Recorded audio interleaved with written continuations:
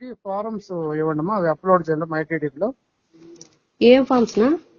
ఇవి మనం ఫిల్అప్ చేసింటారు కదా, మీరు సిగ్నేచర్ చేసింటారు కదా. అవి మా ఆఫీస్ కు నా ఒక సెట్. ఉమ్. ఇప్పుడు ఒక సెట్ వాళ్ళకి ఇచ్చేసాం మేము రైతులకి. ఆ, ఒక సెట్ మాత్రమే మేము కలెక్ట్ చేసుకున్నాము. అవునమ్మా, ఒక సెట్ ఫిల్అప్ చేసిన ఫారమ్స్ వాళ్ళ ఫోటో వచ్చేసిండేది మాకు లోకేష్ గారు ఒక డాష్ బోర్డ్ పెట్టాడు మాకు బిఎల్ఏలకి. మీ బిఎల్ఏ కూడా రెడ్డి శేఖర్, ఉమ్. అతనికి సెట్ ఇస్తే అతను మైటీడీలో అప్లోడ్ చేసి మళ్ళీ మీకే ఇస్తాడమ్మా. మీరు మేడం ఏడా ఉంచుకోమన్నమాట.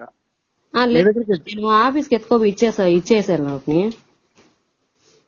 మీరు చాలా యాంటీగా మాట్లాడుతున్నారమ్మా. నేను మాట్లాడుతున్నది ఒకటి, మీరు కాన్ఫరెన్స్ లో ఎక్కడ లేని విధానం మీరు మాట్లాడుతున్నారు. మీరు ఒకసారి మా ఎంఆర్ఓ సార్ని అడిగి ఆయన పర్మిషన్ తీసి ఆయన నాకు చెప్తే నేను మీకు ఇస్తానా? మీరు పొలిటికల్ గా మాట్లాడొద్దండి. మీ గురించి నాకంతా తెలుసమ్మా. ఏం తెలుసు? మీరేమో నాకు ఒకటి, నేను ఆఫీస్ లో కూర్చొని మీరు చేసుకుంటా అంటే కుదరదు. పొలిటికల్ మాత్రం దయచేసి పక్కన పెట్టండి.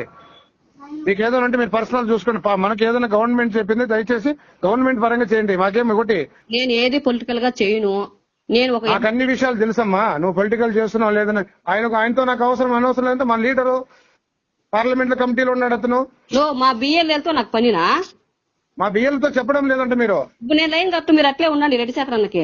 మీరు ఫార్మ్స్ ఇవ్వాలంటే మీరు మొత్తం కాన్స్టెన్సీ మొత్తం అందరు బిఎల్ఓలు ఇస్తున్నారు, మా వాళ్ళు అప్లోడ్ చేస్తున్నారు. మీరేందుకు కొత్తగా మాట్లాడుతున్నారే? ఇప్పుడు ఇన్యాక్టివ్ బూత్ వచ్చింది మాకు, అది 202 మాకు ఇన్యాక్టివ్ బూత్ వచ్చింది. మేమేం చెప్పాలి సార్కి చెప్పండి? మేము బిఎల్ఓ ఇవ్వలేదని చెప్పేది మేము.